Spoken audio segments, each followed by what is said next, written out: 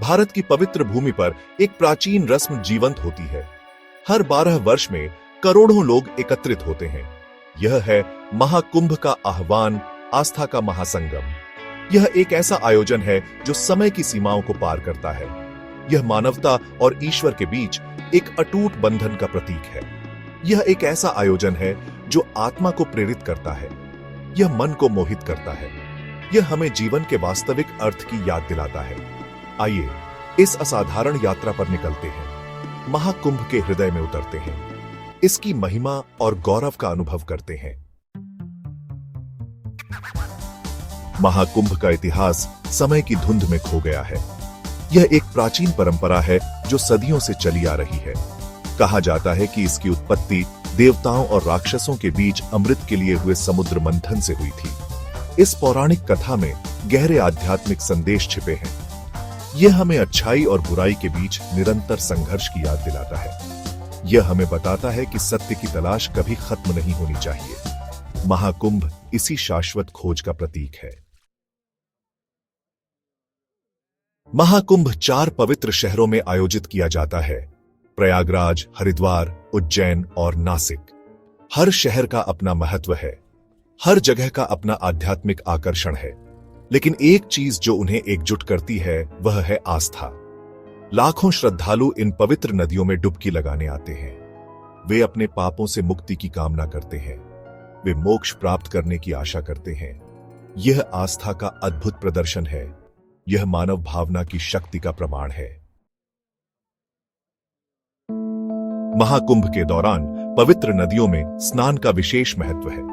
माना जाता है कि इस समय गंगा, यमुना और सरस्वती जैसी पवित्र नदियों का जल अमृत बन जाता है। यह अमृत पापों को धो देता है। यह आत्मा को शुद्ध करता है। जो कोई भी सच्चे मन से डुबकी लगाता है उसे मोक्ष का मार्ग मिलता है। यह एक आंतरिक यात्रा है। यह बाहरी स्वच्छता से कहीं बढ़कर है। यह आत्मा की शुद्धि है। सेक्शन 5, एक शहर का रूपांतरण। महाकुंभ के दौरान पूरा शहर एक विशाल तीर्थ स्थल में बदल जाता है। जहां तक नजर जाती है बस टेंट और शिविर ही दिखाई देते हैं। सड़कें श्रद्धालुओं से पट्टी रहती हैं।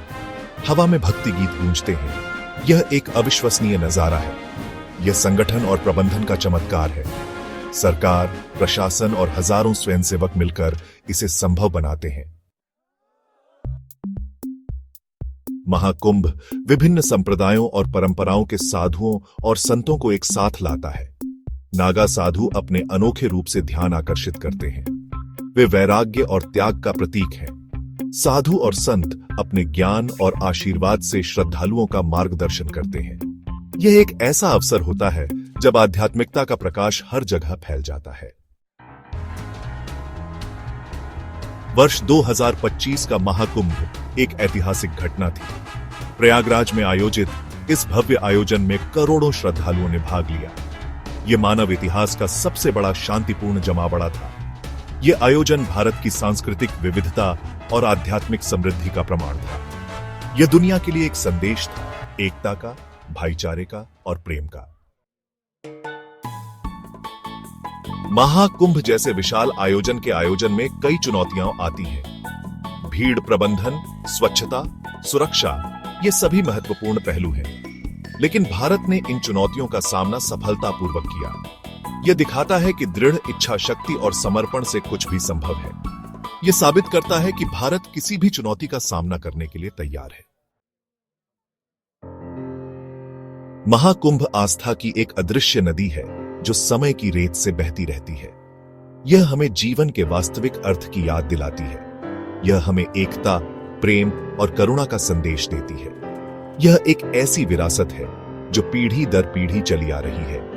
यह एक ऐसी परंपरा है जो हमेशा जीवित रहेगी, क्योंकि जब तक आस्था है तब तक महाकुंभ का महत्व बना रहेगा।